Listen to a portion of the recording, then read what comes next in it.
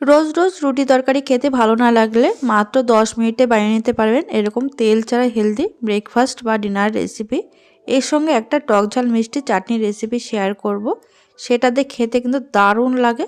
এইভাবে একবার বাড়িতে বানিয়ে খেয়ে দেখুন, সবার ভীষণ ভালো লাগবে।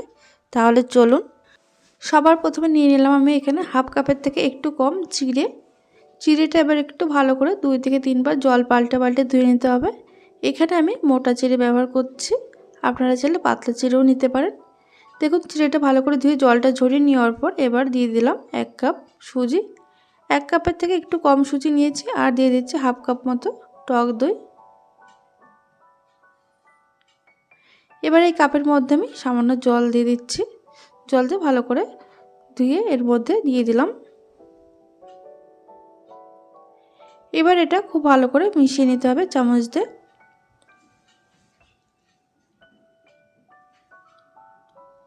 দেখুন, ভালো করে মিশিয়ে নেওয়ার পর এটা এবার রেস্টে রেখে দেবো আমি 10 মিনিট। এতে করে সুজি আর চিড়েটা কিন্তু বেশ নরম হয়ে যাবে। এবার অন্যদিকে চাটনির জন্য একটা ফ্রাই প্যানে আমি খুবই সামান্য একটু সাদা তেল দিয়ে দিলাম। তেলটা গরম হয়ে যাওয়ার পর গ্যাসের আঁচ স্লোতে রেখে দিয়ে দিলাম 1 চামচ ছোলার ডাল। তারপরে দিয়ে দিচ্ছি সামান্য কাঁচা বাদাম। দিয়ে দেবো 3 থেকে 4 কোয়া মতো রসুন। এবার 15 থেকে 20 সেকেন্ড একটু হালকা করে এটা ভেজে নিতে হবে।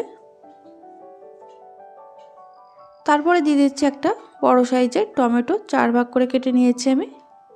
দিয়ে দেবো এর মধ্যে একটা কাঁচা লঙ্কা, আর দিয়ে দিচ্ছি একটা শুকনো লঙ্কা। এবার এটা লো আছে হালকা নাড়াচাড়া করে নেওয়ার পর ঢাকা দিয়ে রেখে দেবো 1 থেকে 1.5 মিনিট। এতে করে টমেটোটা কিন্তু বেশ নরম হয়ে যাবে। মাঝে একবার ঢাকনাটা খুলে কিন্তু একটু নাড়াচাড়া করে দিয়েছিলাম। দেখুন, টমেটোটা কিন্তু একদম নরম হয়ে গেছে, আর এটা কিন্তু খুব সুন্দর ভাজাও হয়ে গেছে। এবার এটা আমি নামিয়ে নেব। নামিয়ে পুরোপুরি ঠান্ডা করে নেওয়ার পর এবার একটা মিক্সিং জারের মধ্যে দিয়ে দিচ্ছি। তারপরে দিয়ে দিচ্ছি স্বাদ মতো নুন, আর দিয়ে দেবো খুবই সামান্য চিনি।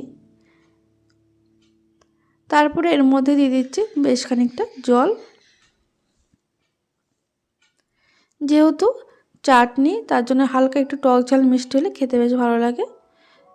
এবার দেখুন, এটা একদম মিহি করে বেটে নিয়েছি। বেটে নেওয়ার পর একটা বাটিতে এবার ঢেলে নিতে হবে।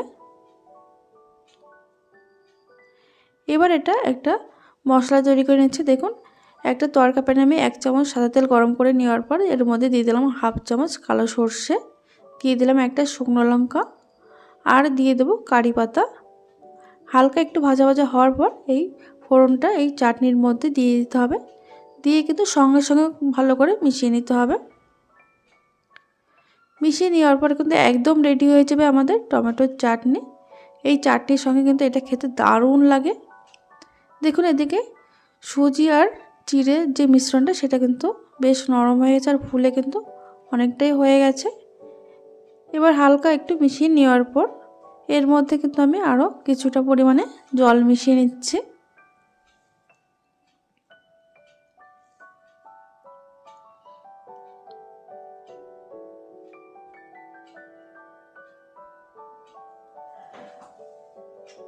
এখানে আমি হাফ কাপ মতো জল মিশিয়ে নিলাম। এবার একটা মিক্সিং জারের মধ্যে এটা অর্ধেকটা আমি দিয়ে দিচ্ছি, যেহেতু পুরোটা ধরবে না, অর্ধেকটা আগে বেটে নিতে হবে।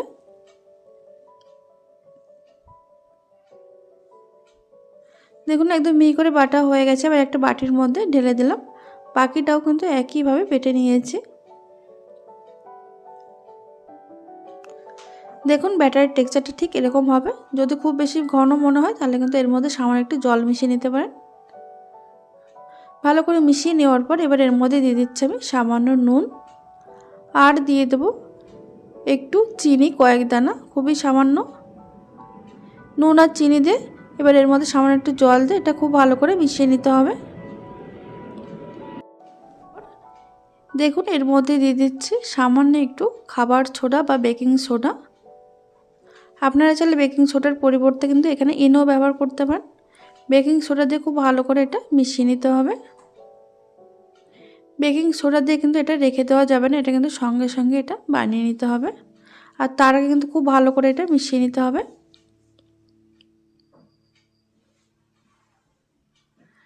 দেখুন এদিকে ফ্রাই প্যান বসিয়ে ফ্রাই প্যানটা গরম হয়ে যাওয়ার পর গ্যাসের আঁচ লো টু মিডিয়ামে রেখে এর মধ্যে 2 হাতে ব্যাটার দিয়ে এইভাবে ছড়িয়ে দিতে হবে। আর দেখুন সঙ্গে সঙ্গে কিন্তু অনেকগুলো ছিদ্রযুক্ত হয়েছে, ঠিক এরকম হবে। আর এটা কিন্তু ভীষণ নরম হয়। গ্যাসের আঁচ লো টু মিডিয়ামে রেখে এটা 30 থেকে 40 সেকেন্ড অপেক্ষা করতে হবে। 40 সেকেন্ড পর দেখা যাবে এটা কিন্তু খুব সুন্দরভাবে তৈরি হয়ে গেছে। আর দেখুন এমনি এমনি উঠে আসছে।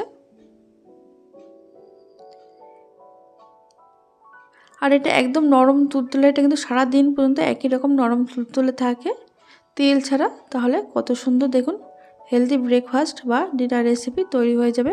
এটা আপনারা স্কুল কলেজ অফিসের টিফিনেও বা বাচ্চাদের টিফিনেও এটা তৈরি করে দিতে পারেন। একদম কম সময়ের মধ্যে তৈরি হয়ে যায় ঝটপট। এখন একইভাবে প্রত্যেকগুলো আমি তৈরি করে নিচ্ছি।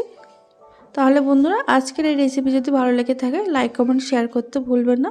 আর চ্যানেলটিকে সাবস্ক্রাইব করে পাশে থাকা বেল আইকনটি প্রেস করে রাখবেন, এতে করে নতুন নতুন ভিডিও আপলোড করে সঙ্গে সঙ্গে পেয়ে যাবেন।